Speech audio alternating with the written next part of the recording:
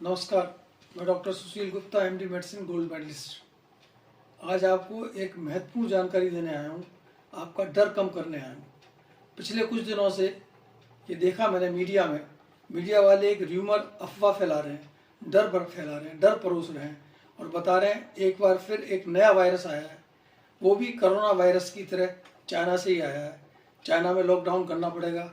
ये वायरस एक महामारी का रूप ले सकता है और इस महामारी की वजह से फिर दोबारा से, जैसे कोरोना काल में हुआ, पूरे विश्व की अर्थव्यवस्था प्रभावित हो सकती है। हॉस्पिटल्स में बड़ी बड़ी लाइनें लग सकती हैं, काफ़ी लोगों की मृत्यु हो सकती है। ये सारी बातें पूरी तरह गलत हैं, सत्य से परे हैं। जी हाँ, मैं बात कर रहा हूँ HMPV, human Meta Numa virus की। इसके बारे में कहा जा रहा है, अब ऐसे गलत बातें क्यों कही जा रही हैं, भ्रम क्यों फैलाया जा रहा है, जनता को क्यों डराया जा रहा है, यह किसी साजिश का हिस्सा है, षड्यंत्र है, ये तो मैं नहीं जानता। पर इस वायरस के बारे में जो सत्य जानता हूँ वो आपको बताता हूँ। ये जो सारी बातें कही जा रही हैं पूरी तरह गलत है, निराधार है। झूठ नंबर 1, ये नया वायरस है, ये पूरी तरह गलत है। HMPV वायरस कम से कम पिछले 50 सालों से हमारे साथ है।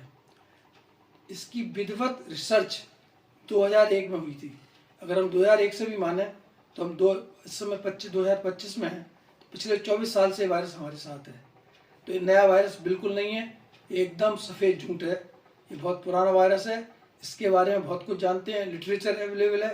हमारी टेक्स्ट बुक में, हैरिसन टेक्स्ट बुक में इस वायरस का जिक्र है, इसके लक्षण, क्या क्या इससे प्रॉब्लम होती है, सब कुछ मौजूद है। तो ये नया वायरस नहीं है। झूठ नंबर 2, ये कोरोना की तरह है, ये पूरी तरह गलत है। कोरोना एक नया वायरस था, उसकी फैमिली अलग है, इसकी फैमिली अलग है। ये वायरस अगर इसकी समानता किसी वायरस से है तो रेस्पिरेटरी सिंसाइटियल वायरस, ये उसकी फैमिली का RSV वायरस। RSV वायरस हमारे साथ 1956 से है, इससे भी पुराना वायरस है। और यहाँ भी एक अच्छी खबर है, इस वायरस की, HMPV की समानता RSV के साथ है, पर ये उससे कम खतरनाक है, कम घातक है। रेस्पिरेटरी सिंसाइटियल वायरस इससे दूना ज़्यादा खराब है, तो ये ज़्यादा खराब वायरस नहीं है। तो झूठ नंबर 2, ये कोरोना की तरह नहीं है, RSV वायरस की तरह है और ज़्यादा खराब नहीं है। झूठ नंबर 3, कि फिर दोबारा से लॉकडाउन लगाना पड़ सकता है, काफ़ी लोगों की मौत हो सकती है। ऐसा कुछ नहीं होने जा रहा है। ये वायरस एक्सट्रीम्स ऑफ एज को प्रभावित करता है। एक्सट्रीम्स ऑफ एज का मतलब छोटे बच्चे 5 साल से कम या बुजुर्ग 65 ईयर्स से ज़्यादा। कोई भी बैक्टीरियल इन्फेक्शन या वायरल इन्फेक्शन जब भी होता है जब हमारी इम्यूनिटी कम होती है, तो एक्सट्रीम्स ऑफ एज में इम्यूनिटी कम होती है। तो छोटे बच्चों में 5 साल से कम और स्पेशली 1 साल से कम के बच्चों में इसके इन्फेक्शन की संभावना ज़्यादा है और सीरियस होने की संभावना भी ज़्यादा है। ये 2 तरह का इन्फेक्शन करता है, upper respiratory tract infection and lower respiratory tract infection. तो लोअर रेस्पिरेटरी ट्रैक्ट इन्फेक्शन में निमोनिया, ब्रोंकियोलाइटिस, ब्रोंकाइटिस, उसमें सीरियस होने की संभावना ज़्यादा है, वो भी 1 साल से कम के बच्चों में। तीसरी बात, मैंने जब इसकी मॉर्टेलिटी के बारे में जानने की कोशिश की तो काफ़ी रिसर्च की।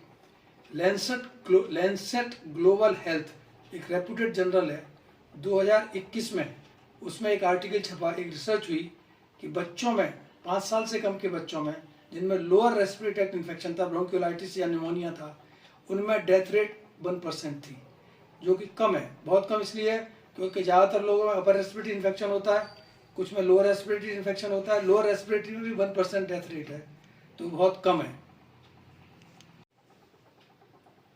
5 साल से कम के बच्चों में 1% डेथ रेट है, जो कि काफ़ी कम है। तो इससे डरने घबराने की ज़रूरत नहीं है। अब इस वायरस के बारे में सत्य क्या है? सत्य, ये एक साधारण वायरस है, ये फ्लू और कॉमन कोल्ड का वायरस है। जैसे दूसरे वायरस होते हैं, respiratory syncytial virus, influenza virus, parainfluenza virus, जो कि सालों से हमारे साथ है और ये सीजनल है। सीजन के हिसाब से आता है, सर्दी, winter season and early spring.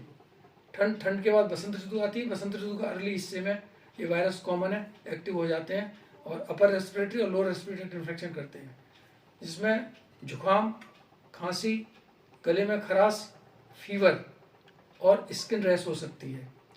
जब लोअर रेस्पिरेटरी ट्रैक्ट इन्फेक्शन हो जाता है, घबराने की ज़रूरत कब है?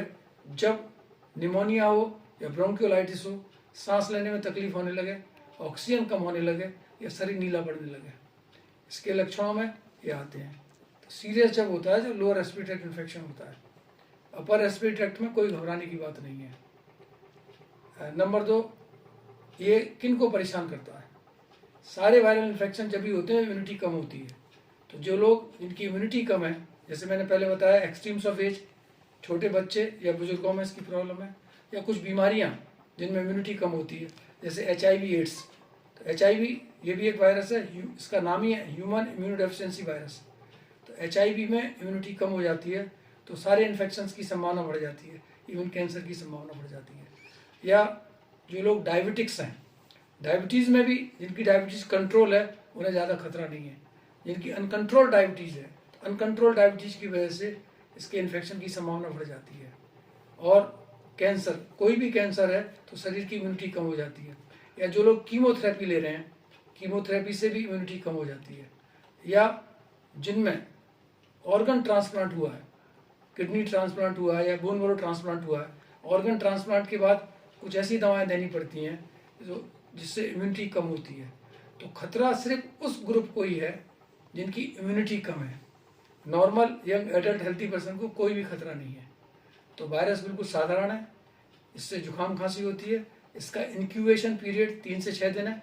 इंक्यूबेशन पीरियड का मतलब वायरस शरीर में नाक से या सांस में घुसने, शरीर में एंटर करने के बाद 3 से 6 दिन में लक्षण आ जाते हैं, इसको इंक्यूबेशन पीरियड कहते हैं। और नेचुरल कोर्स ऑफ डिसीज क्या है? एक बार इन्फेक्शन होने के बाद 2 से 5 या 6 दिन में हम ठीक हो जाते हैं। चिंता जब करनी है जब इन्फेक्शन लंबा चले, 7 दिन से ऊपर हो जाए, हाई ग्रेड फीवर हो, सांस में तकलीफ हो, बदन नीला पड़ने लगे, साइनोसिस होने लगे, तब हॉस्पिटल जाने की ज़रूरत है। मेजॉरिटी ऑफ पीपल को इस वायरस से कोई खतरा नहीं है। ये आएगा जाएगा चला जाएगा, हमारे साथ है, लंबी समय से है। बिल्कुल भी पैनिक करने की ज़रूरत नहीं है। स्वस्थ रहें, खुश रहें। Thanks for watching. जय हिंद, जय भारत।